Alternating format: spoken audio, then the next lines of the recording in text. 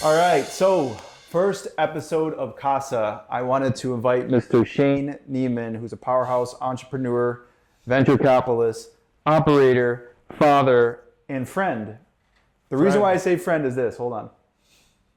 About 4.5 years ago, you actually said yes to like a cold email or something. Yeah. I invited you to an event, and it was a completely different event experience at that time.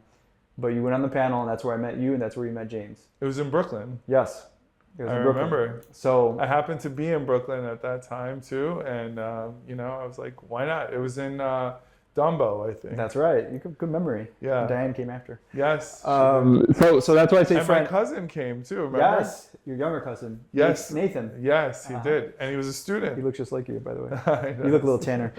So I say friend because he's definitely been there, through a lot, many of the years, and he's helped with panel discussions, introductions, etc. So I always applaud that, and that's why he's going to be guest number one at Casa. So without further ado, I don't want to ruin your intro. Why don't you do a 30-second to 1 minute intro of who you are, and then we're going to go after some questions. Oh, that's a loaded question. It is. Who am I? Yes. Well, as you said, first and foremost, I'm a father and husband. I have 3 kids.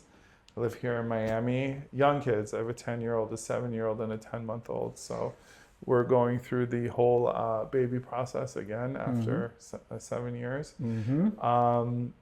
So that's my number one job and duty in life, probably. Mm-hmm. But at this point in my life, my main job, I would say, is trying to consistently make good decisions, mostly about investing. I was about to say finance. So yeah. So sounds glamorous and easy, but a lot harder to consistently make good decisions, and to sift through a lot of noise. That's really my job. I see a lot of different types of deals. I invest in a lot of different types of asset classes, real estate, private equity, even crypto. But my passion really is in venture. So I love to talk to founders, learn about their businesses, just like we just did right now. Downstairs. Yep. Ask them the tough questions. Learn about how they're thinking about things, and their business. And sometimes I find founders and businesses that are really compelling, and I want to back them. That's rare out of all the numerous founders that I speak to. And I think I'm a little bit different than most venture capitalists in that I'm pretty agnostic to stage. So I'm talking to early stage, late stage, middle stage companies. And I'm also talking to companies that are from every kind of industry. So from CPG to deep tech to... What about geography? Are you agnostic in that sense too, or no? I would say that if it's outside the US, I'm really not. It's very difficult for me to do it because I just really don't have the domain expertise, or I also just from a legal standpoint, you don't really have much recourse if someone does in another country rips you off, right? To tell you the truth. Right. So I just tend to not do those. I know a lot of VCs that are doing stuff in Latin America. They're having a lot of success, and they know that landscape a lot better than I do. I stick to the US, but again, across all different industries, biotech, tech, prop tech, all the techs. Yeah, CPG. I mean, I'm looking at a hemorrhoid cream company right now that's trying to get, displace Preparation H, which, makes a lot of sense. Why is Preparation H for the last 50 years monopolized? It makes no sense. So, and my strategy is a little barbelled right now. I'm actually trying to focus on companies where I don't have a good enough imagination to think how AI, quantum, or deep tech will really disrupt it. So hence preparation H, right? And then trying to invest in the leaders in AI, quantum, deep tech that are really leading that field. So that's my approach right now. How does your venture portfolio compare to your real estate portfolio? Well, I love venture a lot more. So I tend to do more. When people say that, they mean they lose a lot more money. in that. Yeah, I do. It takes a special kind of mindset to really be able to lose consecutively, maybe 10, 15, 20 times in a row, and still think you don't suck at it and continue to do it. Right. It's very difficult. Your mind is not, the human mind is not built to think that way. But you can train it to understand the power of law. So that way, when your 11th one, with all your 10 lose, big busts, Yes. when that 11th one hits and makes up for all of those losses, when you see that check come in, Yes. then it's worth it. Yeah, it could take a really long time. So Yeah. as you can see, the best investors usually have some sort of, they're on the spectrum somehow, right? Because they don't experience emotion the same way that Right. most people do. And so they the key of being a good investor is controlling your emotions. Yes. And so if you can do that naturally, you have an advantage over most other investors. For me, I don't have that. So I really have to try hard. I have to be honest. It's, Didn't you practice that when you were an entrepreneur, though? Controlling your emotions? yeah, it's actually counterintuitive because I think a lot of the things that you learn as a entrepreneur, because I started a few tech companies, Which we're going to talk about in a second. do not serve you well as an investor. Why? Because as a founder, you're used to doing things and constantly doing things and thinking that doing things make things better. Whereas an investor, the less you do, the better you do sometimes. When, especially when it comes to like public markets and stuff like that and private markets, and you can get yourself into a lot of troubles if you buy and sell too much and you try and fix things by doubling down or, doing other things that, would be like a founder mindset, right? There is definitely a shift that you have to make when you're become an investor from a founder mindset, but there are definitely traits that help me as a VC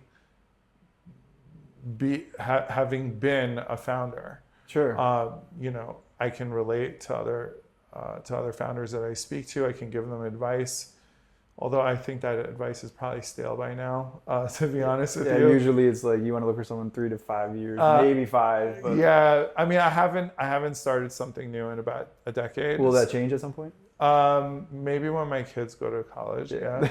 You already have it planned out. I mean, I've really.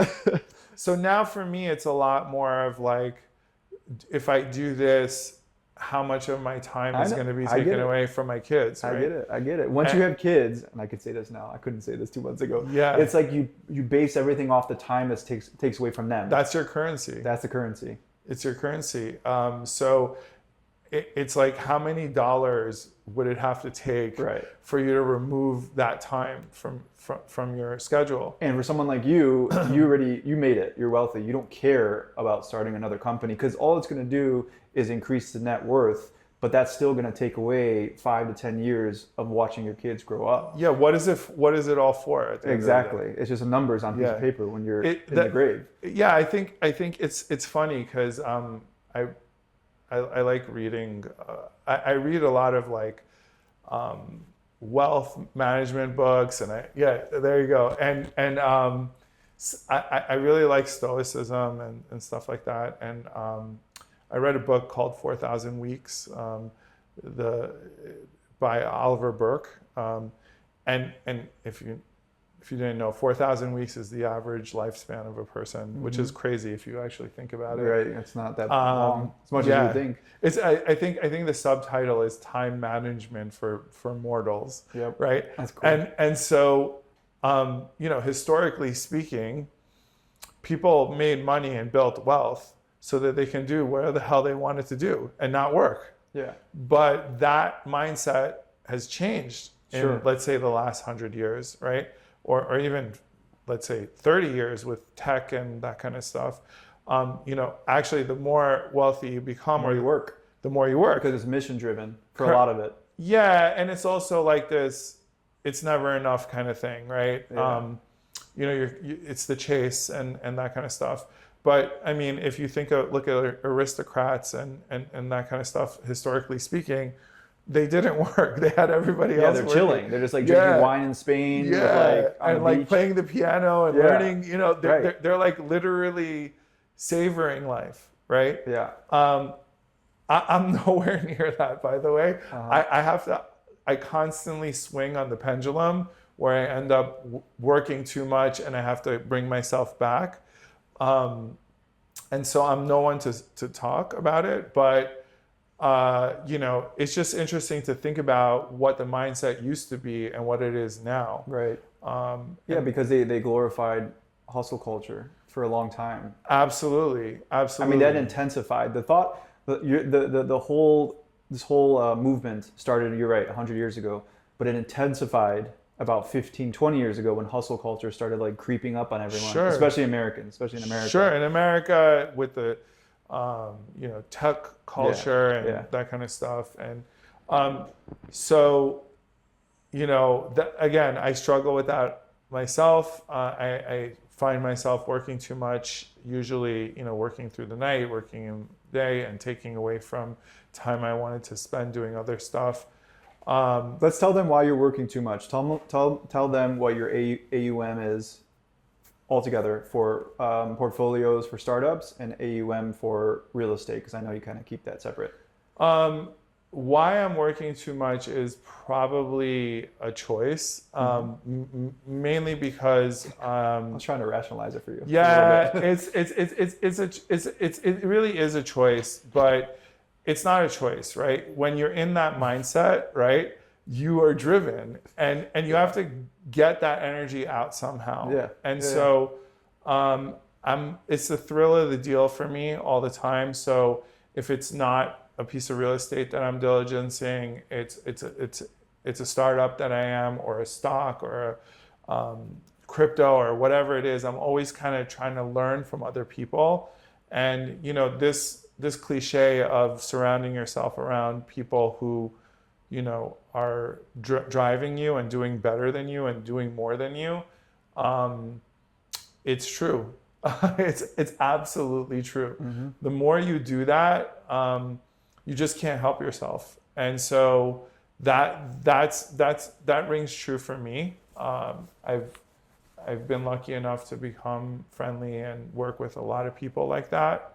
And so, I get calls, I get texts, I get emails, and it's hard to resist when someone who's super intelligent or super successful shows you something that they're doing, and you want to learn more about it. So I agree with what you're saying, but you dodged the question.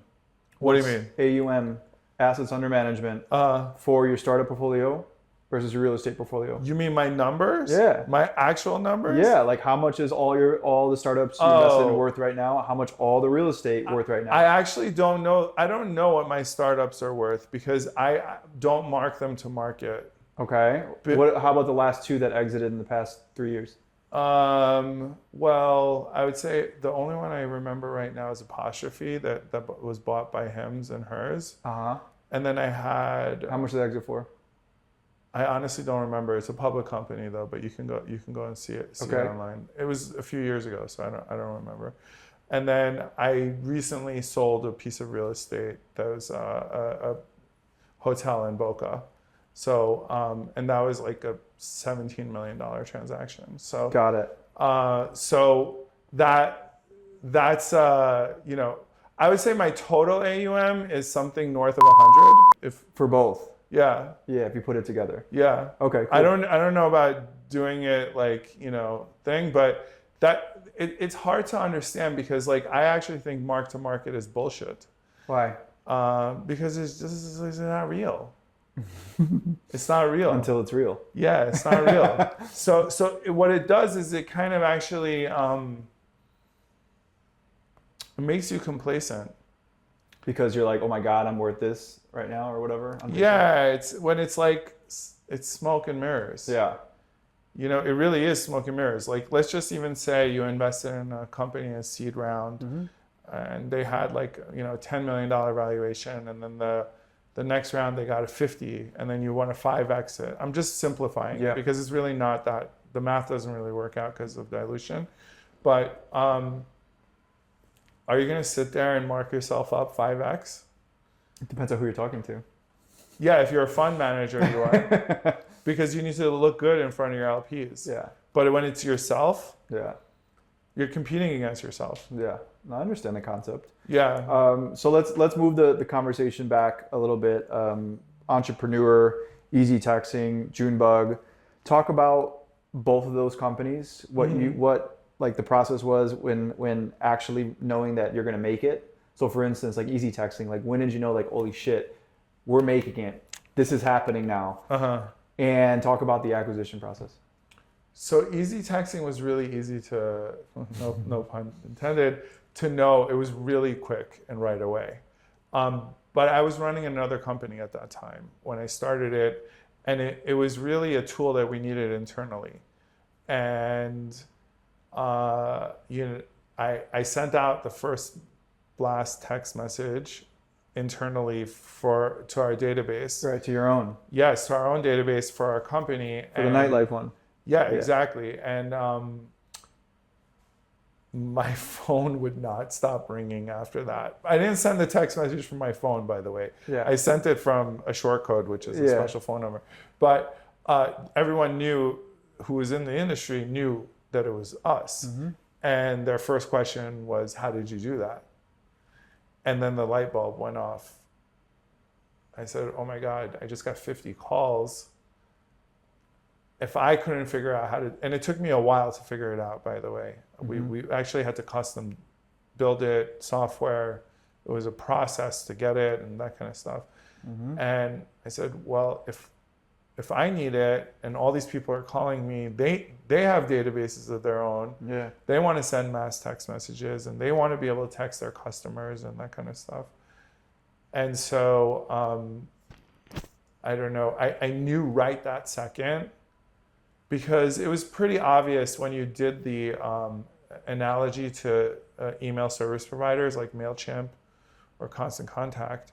They had been around for a while at that point, but no one was doing texting in that same model. And so I realized that it was kind of evergreen at that point. You would Google and you couldn't find anyone who was doing it, any SaaS provider that was doing it, at least in the United States. And so I worked my ass off to get an alpha version that was kind of self-serve. You can sign up online, put in a credit card, just like an email service provider. For context, I mean, if it's not obvious, really quickly say what Easy Text does. Oh, so Easy Texting is basically MailChimp for text messaging. So it's you can run text messaging campaigns. You can send out mass text messages. They give you tools to build your list. You can do things like drip campaigns. You can do polling, voting, those types of things. Right? And that doesn't sound that impressive right now, but in 2003? It was 2005. It was the big thing. Yeah, it was actually pretty new at that point in the US. I mean, with the advent of, or the rise of BlackBerries, people started texting more. Crackberries. Yeah, exactly. So I had mine, and actually the idea came from me because we were using traditionally email mostly, and we had, I don't know, over 1 million emails in our database. We had racks of servers where we would use to send out these emails. And then, by that time in 2005, the efficacy of email had really dropped dramatically. mainly because everybody and their mother had Constant Contact and or MailChimp or something like that, and they would put you on the email list. And so instead of us being the only game in your inbox, there was like 300 other people emailing you. And so I thought about how I could cut through that clutter, and texting was starting to become more prevalent. I'm like, how do we mass text these people? And how did you make money, by the way? How did that work? I'm guessing B2B, and they would pay you a monthly service or per? On easy texting? Yeah. Yeah, it's the same thing. It's like just like you do with MailChimp, you pay a monthly fee. And then plus the number of yeah, whatever. you get a certain amount of text messages, and then if you go over it, you have to change your plan. What was revenue when you were done, like exiting acquisition, and then how did the acquisition process go with getting acquired? We were close to like 20 million in rev. 20 mil ARR, and Yeah. this took how many years to do? About 8 years. 8 years, 20 mil ARR. Yeah. And you sold for a multiple of that. Correct. To a strategic, which was Callfire. But Now they call themselves Easy Texting. okay, can you talk about the numbers on what they acquired for? I actually can't, unfortunately, because I'm bound by the thing to say what. I'm gonna guess 50 to 60, and you probably had a 12% stake. Okay. But it's pretty easy to kind of backtrack into it at that time, what multiples were. Yeah. I mean, the difference is also I ran a profitable company because I was bootstrapped. Yeah.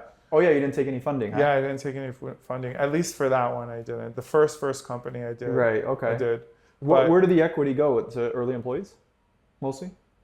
No. There was no. You didn't own 100% of it. I owned 100% of it. I thought it was you gave some out. You gave some points out. No. I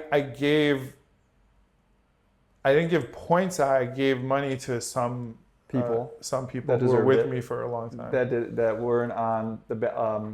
I didn't need to. I gave right. it. Yeah, I understand. I also seeded a few of their companies that they started. Oh, cool. Yeah. Huh, that was cool. And what year was that now? That was 2013. 2013. Okay. Yeah.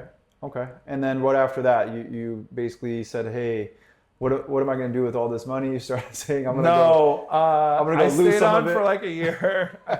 with some startups. I mean, look, listen, it was a little bit different because actually I was running profitable companies since then. So I don't think my struggle was the same as, let's say, a founder who's running a company that isn't A, bootstrapped, or B, making a profit, because I was doing well, just to be honest with you before that. So it don't get me wrong, it was really awesome, and there was a high, and there was like this whole craziness of selling the company, but it was my second time doing it at that time. Right. And then also because Junebug was the photography before nightlife photography first. Well, we did a lot more than photography. That's what most people knew us for, because that was what on the website you would see. But we actually powered most of the back end of a lot of the nightclubs and bars, and we also powered their ticketing systems. Got it. So we were early in the game. So we went from selling thousands of tickets to millions of tickets. And when you do the math of like a $3 or $4 convenience fee on millions of tickets, it turns into a lot of money. Yeah. Right. So it's a really lucrative business, because you're literally making money out of thin air. Yeah. Right. You're just processing a ticket. Yeah. The profit margins are ridiculous. Yeah. I mean, you're not running that event. Yeah. So you're just processing the purchase of a ticket. So going back to Easy Texting, you were saying you already had a win. Yeah. So so after that, I had been working for like 18, 19 years straight. And so I stayed on for a year with Easy Texting, had the transition. How was that? I heard it sucks.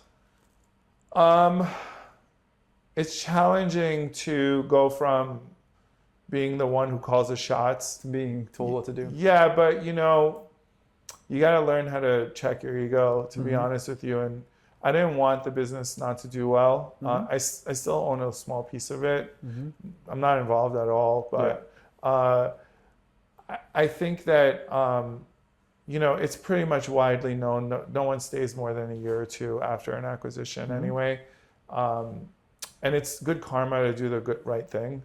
So anyway, I was more like, how do I deal with the next phase of my life? Because I had my first child.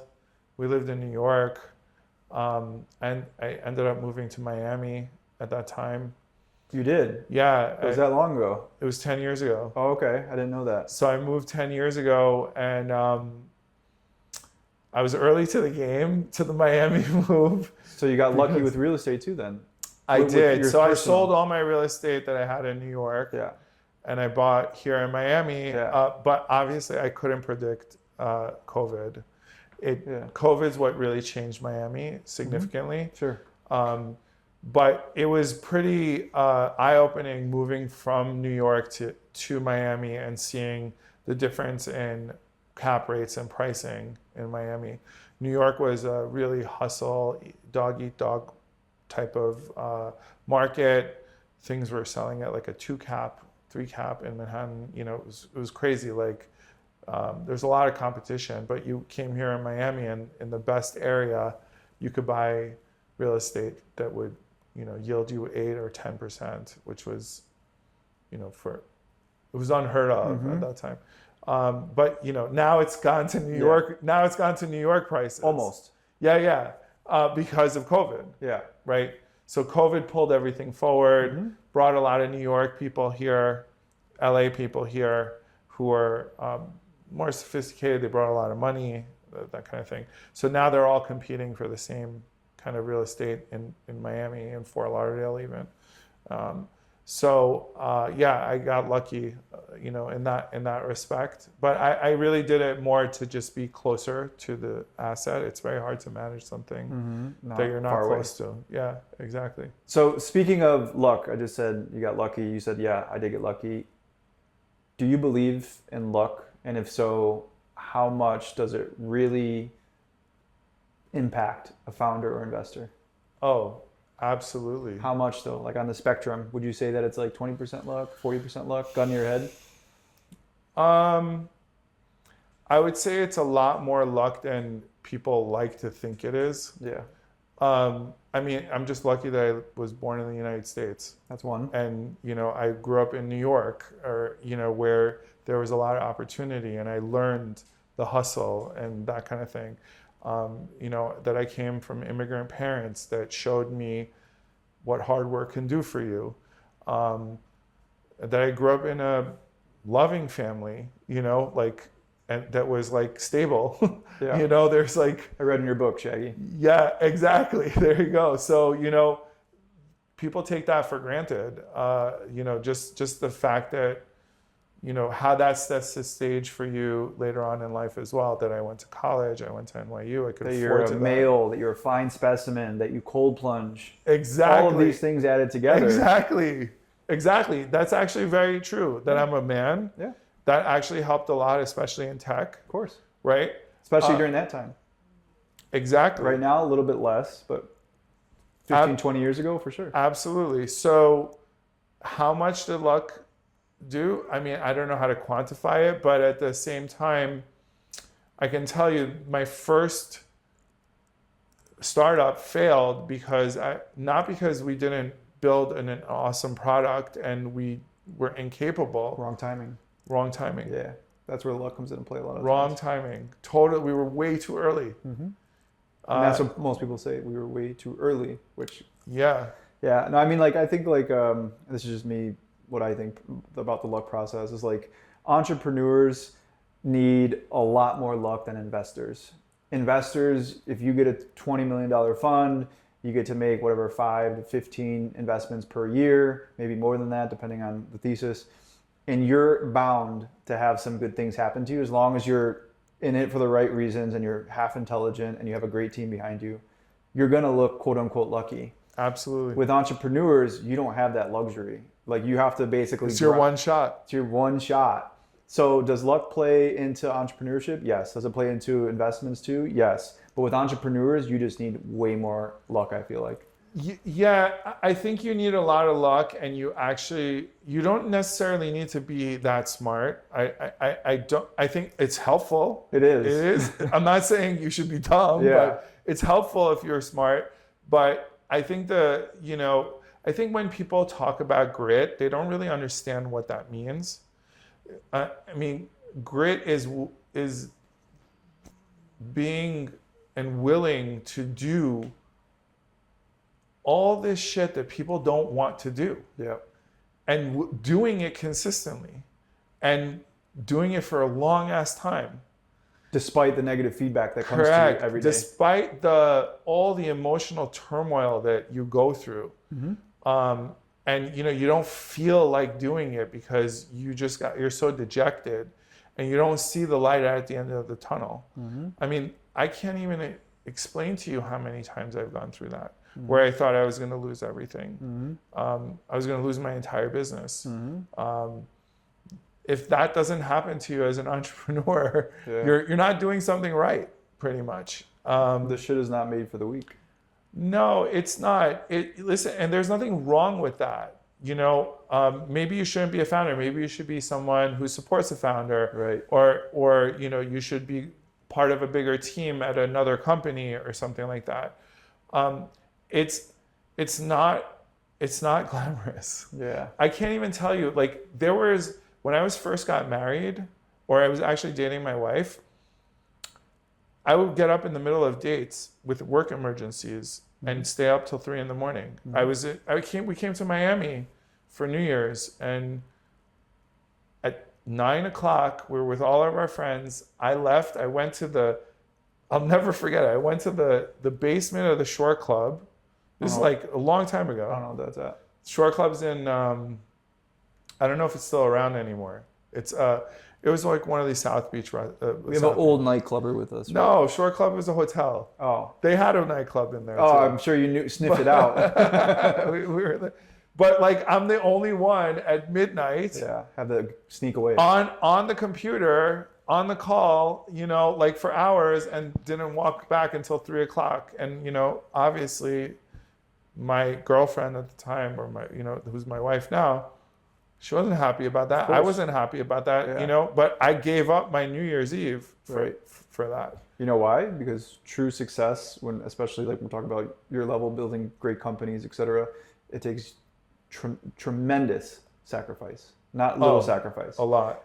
The more you want to bite off in this world, the more you have to sacrifice. And it takes like all the things that no one else wants to do or no one else is willing to do. Yes. And you have to do it consistently for years, decades maybe. You have to be obsessed. That's the reality of it. You have to be obsessed with either the company that you're building or winning. That's basically it. Yeah. And for me, it wasn't necessarily, I never really identified with the company that I did, right? So I always saw it as a way for me to win, a means for me to win, to get where I want to go. But I wasn't like mission driven. You want to give it to your kids in 20 years or something? No, because honestly, I think that's a bunch of bullshit. Legacy and that kind of stuff is bullshit. No one's going to remember you in 200 years. Like, do you remember your great-grandparents? Well, at the same time, devil's advocate, they didn't build anything meaningful from a business standpoint. Yeah, but like there's a lot of people throughout history that built a lot of meaningful shit that no one knows or remembers either. True. Except for like a few standout people that, by the time, maybe they won't even remember them in a few thousand years. So what are you saying then? What are you alluding to right now? I'm just saying that, I didn't do it for legacy and these other things that a lot of people like to say. Got it. I wanted to live a better life. Yeah. And this was an ends to a means. And, either you have that obsession to get to the point where you want to get it, or you don't. And, some people do that through work. Some people do that through studying. Some people do it through other means. Or sports. Like if you look at the best athletes, they're obsessed. They do what other athletes are not willing to do. Like Jordan did. Yeah, exactly. What is your number one regret in life? If you had to like go back and change anything, and please don't say I wouldn't change a thing. Oh, what's something that you're like, damn, I really wish I didn't do that? No, I wouldn't call. So I'm very blessed with. I don't want like. my first reaction is to say that, Yeah. but if I could do something differently is a better question. Maybe it's not a regret.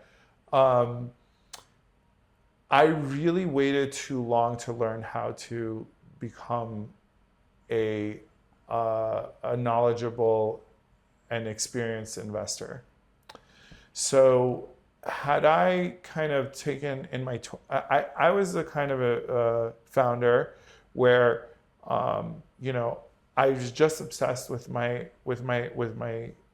work, and to a large degree you need to be. I'm not saying that you're not, but I didn't see anything else. I was blinded. So I had a lot of opportunities to invest in startups, to invest just by SPY, right? Or, you know, learn about how compounding works, learn about how investing works, learn about all Investing these schedules, cap tables, all that, and you kind of just you had your blinders on to founder vision. Correct. And also in the beginning, until much later when I wanted to sell my businesses, I had no fucking idea anything about financials or how it worked, right? Like I didn't know what ARR meant. Or what a multiple should be at. No, but you know, I would have made better decisions had I known. Yeah. It would have been a much easier time for me. Yeah. And I would have maybe focused on things that I never focused on, and I could have gotten to things quicker. But who knows? Maybe your negligence actually helped you in a way. Yes, that's luck. Yeah. 100%. Yeah. Going back to what we said. Yeah, that's luck. But look, you know, if I had just at 20 years old put away a couple $1,000s here and there, and just put it in the stock market or whatever, and I had just had the drive to learn about it, and I'm not saying to become an expert about it, but just to have some sort of financial literacy and that kind of stuff. So you just wish financial literacy started earlier. That's all. Absolutely. Not that I'm not in a great place. It would have just been exponentially more. Right. And that's exactly what you're going to teach your kids. Yes, because you know time is on your side when you're young. I feel like everything you always wanted or you didn't get to experience when you're a child, yes, you do that for your kids growing up. Absolutely. No one really taught me, you know. Right. I mean, I got a credit card when I was 18. Probably when I was that out way, yeah. Later. I maxed it out the first time, and then like I learned my lesson when I couldn't pay it. Yeah. Right? So speaking of which, we just talked about you as a teen and at a club. Let's move the conversation to your book. Sure. Let's talk about nightlife lessons. Sure. Nightlife lessons is something that I got the privilege of reading a little bit on airplanes for the past month or so. Okay, great. But also at night a few times. Thanks for reading it. You're very welcome. So tell me a little bit about nightlife lessons. Why should somebody want to read this book? I can tell you why I did, but why should somebody want to? Listen, it was a bucket list item for me. I never thought of myself as an author ever. So I was never an English major or anything like that.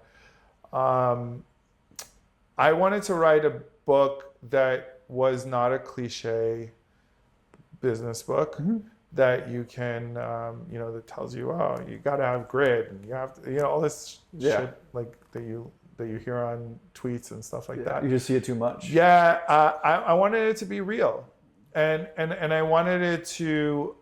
I had an experience that was very unusual. I thought I married tech with nightlife, which sounds interesting, and I feel like it's such a difficult industry to be successful in, that especially in New York, right? And so unless you're Jason Strauss. If you, there's always the exception to the rule. There's a few though. Yeah, there's very few. There's a lot of people doing it with just a few. They're the cream of the crop. And I learned everything I needed to know about business by getting screwed over in every which way possible in that industry. And so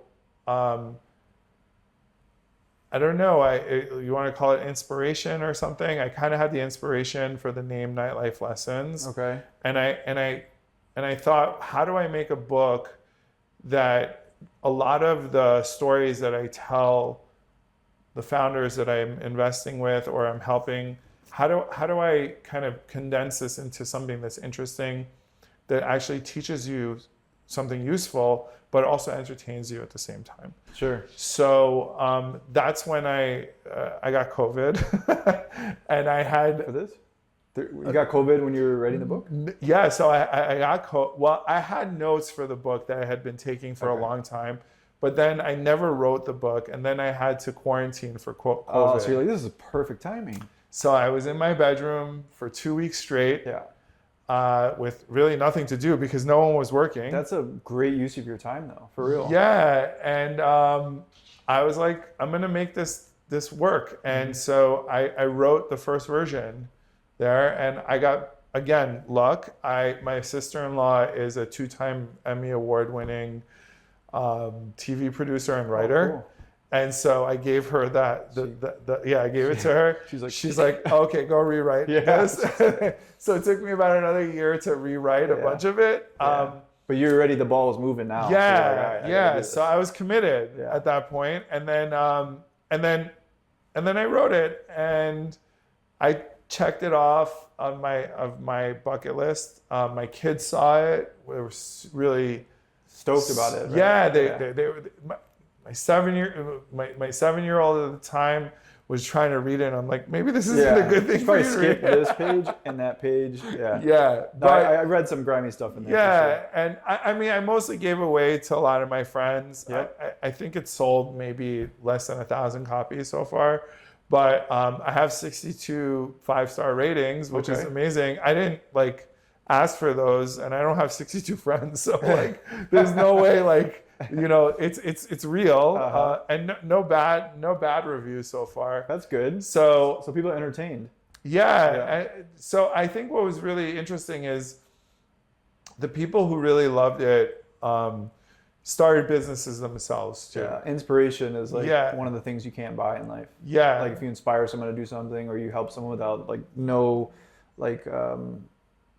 nothing given back in return, no expectations. Absolutely. I feel like those two things are one of the biggest two things you can kind of pat yourself on the back about. Yeah, listen, if my book helps just 1 or 2 people, obviously, then maybe it changed the luck of one person. Who knows? And that could be a big difference for that person. From a founder's perspective, what can they do to be a superhuman? What things and actions can they take from a personal standpoint in their lives? Like we joke about cold plunging via text message. Is that one of the things, or what else would you add to that list? To be honest, I was really, I think when you see people doing cold plunging and sauna and this and the other thing, in my mind, that's a luxury. So I have the luxury of time, and I can do that right now. And a lot of other people do as well. So you don't want an early stage founder doing those kind of things then? Listen, here's the thing. If you want to spend the little time that you have doing that, more power to you. I'll spend a lot of it. Yeah. I got it. I get what you're saying. The reality is that I was just too freaking busy all the time to do much of anything, to be honest with you, other than work. Yeah. What hours, how many hours were you working 25 years ago versus what you do now per week? Lately, 20 years ago. Let's say 20 years ago versus this week. Well, it's also very different. I didn't have kids or a wife. Right, I know. So I was working all the time. And then my break for me was, 9 o'clock to 2 a.m. 9 p.m. to 2 a.m. To party? To go out, to Socialize? have dinner, socialize, come home. And when you're 20-something years old, you get up at 8:30 when you come home. Yeah, it doesn't matter. No, you don't. I didn't feel anything. Yeah. Even if I drank that night. Yeah. Right? So, I was it was very intense, right? Like I would work from, and sometimes I would work out, but I would work the most of the day until through the evening. Mm-hmm. And then I would socialize. Yep. Pretty much 5 to 7 days a week, right? And I had the energy to do that. Now, it's very different. My weekends are spent totally with the kids. 100%. 100%. So during the week, I'm guessing for you, 50 hours? I don't really know. No, I end up working more because I end up staying up late. Yeah, Like, when your kids go to sleep, they go to you sleep by grind like for 2 or 3 hours almost every night. Not Yeah, every till night, like but till almost like about 11 at night. right. go to So if sleep. you add those up, so you're probably pushing 60, 65. And then I wake up early. I wake up at like, I don't know, I wake up at like 5:30 most of the time, and I get like an hour done, and then I take the kids, and then I'm working from, let's say, late morning. You're a 6-hour person that you can Sleep for 6 hours. yeah, and Yeah. still be useful. You don't Yeah. need your 8. Yes, it depends. Sometimes it's about 6 to 8 hours. Okay. Okay. Yeah. I don't have an alarm. Yeah, I don't either. That's a luxury in life. Yeah, What we just said. Yeah. Not having an alarm. I A don't. lot of people have alarms for a lot of people have alarms for dozens of years, 20, 30 years, 40 years. I can tell you one thing. In high school, the thing that I was looking forward to the most when I grew up and got out of high school was not having to wake up early. and to be and so for Junebug, when I started the company, the office actually didn't end up opening until 10 a.m. every morning. So everybody would come in at 10, but they would leave at like 9 o'clock at night. Okay. So you just like shifted essentially. Correct. Because that was like my mindset from high school. I was like, if I ever get to a position that We're going to change the hours. exactly. Yeah. Going back to the question, I'm not sure if we answered it. Pardon me if we did. What are some of the things that founders can do to become superhuman? Oh, I went off on a rant probably and diverged the conversation a little bit. I think, if there are techniques that you can use, and whether that's meditation, some people use these glasses that kind of only like you can't see in your periphery. There's like a lot of different techniques. I think the thing that makes you superhuman is your ability to concentrate for long periods of time. Yeah. And like get a lot of work done in short periods of time. So that's what I focus on. I get the most amount of work done, for example, now. And it was a little bit different for me when I was younger because, first of all, there wasn't social media, so I wasn't distracted by that. Yeah. And second, I had a lot of quiet time, because I lived alone, right? I mean, I had girlfriends and but I basically lived alone. Now I don't live alone. Yeah. A lot of humans in one house. Yeah. So for me, my quiet time is after bedtime or before bedtime. You know what's a counterintuitive, maybe even contrarian take that I have? Yeah. You get more important things done as a father than you did before, even though you had more free time before. Because it makes you prioritize and grind, even if you have like that hour and a half. I get more done than I did before with almost a whole day. Absolutely. And it forces you to be super organized. Yeah. Obviously, there is a condition when you're too organized and you're spending most of your time organizing stuff. You have to find a balance. Yeah. But if you're not organized, it's literally impossible to be successful, in my opinion. Yeah, it's gonna be hard. Yeah, it's gonna be much more difficult. I mean, you just have to have enough people around you that are organized that For sure. keep you organized. Then, right. And that's usually a luxury only a successful currently already successful founder has. What's your most? I told you a contrarian take. What's your most contrarian take? Like, what do you think about whatever? It doesn't have to be business stuff. Anything in life that most people are against. I think the legacy thing is a little bit contrarian. Yeah. If I just said, a lot of people are like think that they're important or will be important. Yep. Or you're just important in this little sliver of time. Yep. To you and your kids and maybe your grandkids, right? Mm-hmm. And that's still important. I'm not saying it's not important. But for you to kind of think beyond that is just a waste of time, in my opinion. Mm-hmm. So, a lot of people are looking for legacy and how their kids inherit things, or, these are what they, Are you saying you don't estate plan? You don't have any estate planning?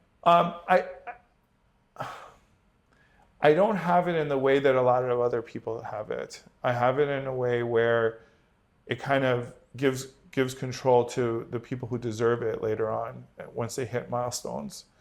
Not age milestones, but like actually accomplishing shit milestones, right? So I think that,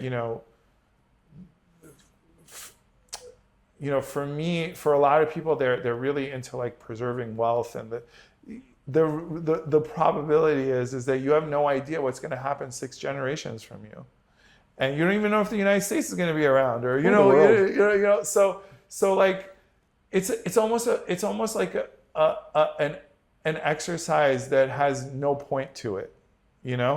I think it's much better to kind of live your life and live it as best you can right now, and just do the best that you can right now. And if you are a good example to your kids and your grandkids, then the likelihood is they're going to be a good too. Mm-hmm. You're not going to be able to 100% control that either. I think a lot of people want to kind of see a reflection of themselves in their kids, and that's a big mistake as well. They're totally their own people. Let's pretend you didn't have any kids. Yeah. Let's pretend you didn't have a wife. Yeah. Let's pretend you're the same age with the same wisdom. Sure. What would you start tomorrow? Like, what would you do? And you couldn't do what you're doing currently. Well, I first of all, I'd learn how to invest 100%. Well, you can invest, because I said you can't do what you're doing currently. I can't. What would I do? So what would you do? Would you work in a different industry maybe if you had to like start from scratch? Would you start the this one company thing that would have made my life easier is I never understood the power of what I said earlier of putting yourself around people who are more successful and smarter than you. I had a lot of arrogance when I was younger. From a social standpoint? From both social and a business standpoint.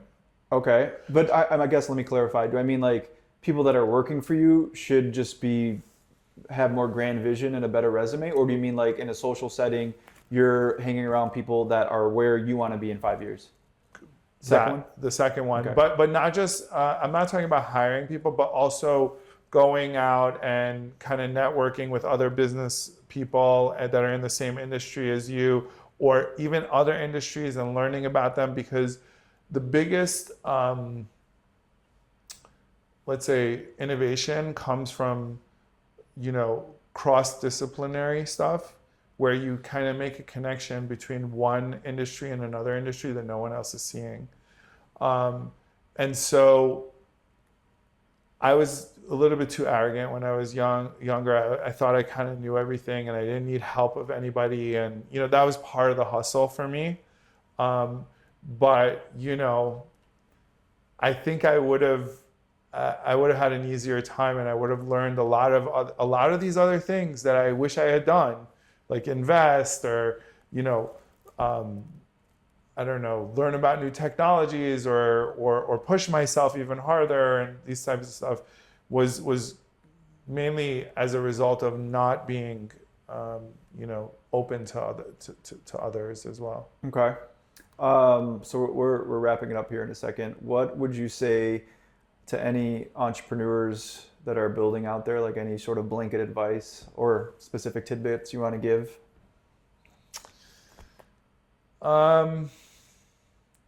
That's hard. You will read my book. Well, yeah, get some lessons. I got some lessons in. Look, I think the one thing that's constant is change. Yep. And so for me, the biggest successes that I had to do with my willingness to change. Adapt. Yeah, change and adapt. I can tell, two quick stories. I was willing to change when email wasn't working. Yep. To go to text messaging. Yep. And that brought me down a path in life that I would have never expected. Yep. That actually happened to me either before. Also, I was in medical school before I started my first tech startup, and I had always wanted to go to medical school. I studied I did all the pre-med classes. I took the MCATs. It was like a giant pain in the ass, dude, and like a lot of work, years and years of work to just get yourself into medical school. And I finally got in, and my roommate was working at Goldman. And he just, I was like a half a year into it, and he's like, "What are you doing? Like, we could be making millions of dollars. Close that book and drop out, and I'll start something with you. You know how to program. Yeah. I can get the money." And just the willingness to change and like kind of come to the conclusion that it doesn't matter, that I did all of that before. That's going to help me in whatever I do. I don't have to stay into medical school or something like that. I'm not telling people from medical school to drop out right now, but just the thought, the openness of being willing to change. Even how I found my wife, right?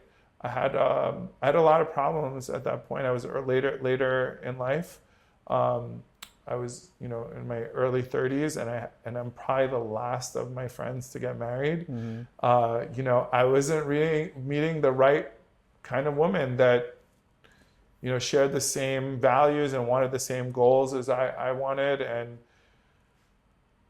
I was doing one thing, going to certain places and trying to find that person, where my chances were very low in finding that kind of person that I really wanted, that wanted to get married and have kids and do all the other things that I wanted to do. And so I had to seriously change myself, change where I go, who I hang out with. I had to even change the fact that I didn't have friends that wanted to do those things that I wanted to do. They wanted to do the old stuff. Mm-hmm. And so I had to go out alone a lot. Right. And that took a lot out of me. I had to really, really change. So all of this makes sense. You had to change your surroundings in order to adapt. Totally get what you're saying. Sure. One more last question, then we're going to wrap this up. Absolutely. Where do you see Shane Neman from 4 to 5 years from now? What is he doing? How does the world look? How does the family look? I wouldn't rule out a fourth kid. Let's see, but my wife's over 40, so that's going to be difficult. But there might, where there's a will, there's a way. So we'll see. Well, if there's green paper behind it, anything's possible. Exactly. I called you during COVID one time. Do you remember this conversation? You probably don't. I don't. You're like, I got COVID the other day, and I'm doing better now. I'm like, how'd you get better so fast? You're like, money, bro. It's true. It's just money. If you have money, you can do almost anything. I was like, okay.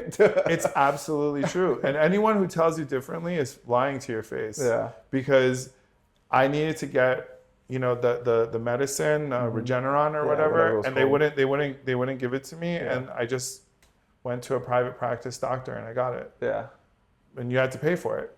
Going back to my question. So, but it's true. I actually. This is going to sound batshit crazy, but okay. Ready for it. I think based on what I know and some of the major investments I made recently, I think that you're going to see a world where there's going to be a lot of robots and automation in this world, a lot faster than people think it is. Okay, so not 10 to 15 years from now, you're saying 5 to 10? I think it's 5. Like at McDonald's, like robots, or what do you mean robots doing what? I think that you're going to see that most manual labor is going to be accomplished by robots, specifically humanoid robots. They have maids that are robots right now that they're testing. They like clean shit around the house and stuff like that. But I think when you look at things like Optimus or Figure AI and stuff, they're not showing it to you, but they're a lot more advanced than people really understand. All right. So your take is robots are coming in 5 years. Yeah. I mean, I don't think it's like, Terminator kind of thing. Well, I pictured that. No, I think it's going to be like, what is society going to look like when, there are no more Amazon pickers and packers in a warehouse, and you can't get that job anymore. Yeah. Where I am specifically, I'm definitely going to be in Miami. I can tell you that. I'm never leaving Miami. I love Miami. You and Keith Rabaul will get along. Yeah, I love. Once I moved here, I was like, why the hell didn't I move here earlier? I just don't get it. I think in terms of investing and that kind of stuff, I've actually pared back a lot on real estate. I think the more exciting stuff is in venture. Okay. I think there's going to be a renaissance in venture.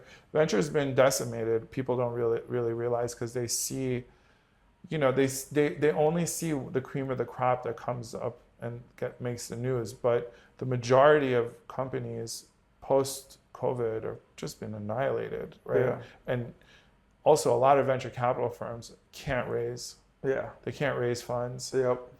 They're whatever vintages they had before are just going to finish, and then they're not going to be VCs anymore. Yep. Startups are having a lot of trouble, but everything like this cycles. So you're going to probably see in 4 or 5 years from now an IPO market that's really robust. That usually spurs a lot of venture, right? Of course. Because It now you produces made all this money winners. in the IPO. Winners, and they want to do something with their money. Yeah, now you got made all this, and now you're like, where's the next early stage company that Yeah. I can invest in? So if someone wants to pitch you, where do they go? ShaneNeman.com? Sure. And they press submit or contact us? Yeah, I actually read all of them. Yeah, I'm sure you do. I really do. I probably get like 30, 40 emails a week or something. Hopefully you like get 45, 50 now. Yeah, well, listen, it's my job. I don't understand. Like a lot of people kind of get, like they're like weirded out, or they get upset when people email them, and or they ignore you. That's your job. That's my job. Yeah. Like, why would I get upset if you send me something that's like a startup or something like that? Right. I mean, I could say no. Yeah. But that doesn't. I actually read everything. So. Well, you heard that. So be sure to email him. He will read it, whether he's with his kids or on the weekend or whatever. He'll take care of it. Okay, Mr. Shane Neman, it was a pleasure having you as my first guest at Casa. Absolutely. Thank you for having me. You've been a true G since day one. I appreciate it. You've been there for a long time. I love the tats, by the way. I appreciate that. I just got them about 3 months ago. They're all fresh, and I got my whole chest too. Oh, wow. I mean, I woke up one day, I'm like, why not? I'm going to die one day. Why don't I just do it? There you go. So I just did it. There's no such thing as legacy. There's no such thing as legacy. All right, y'all. Thanks for tuning in. Just wait until next time. We're going to have another awesome guest who I will announce very soon. But check us out on the link below.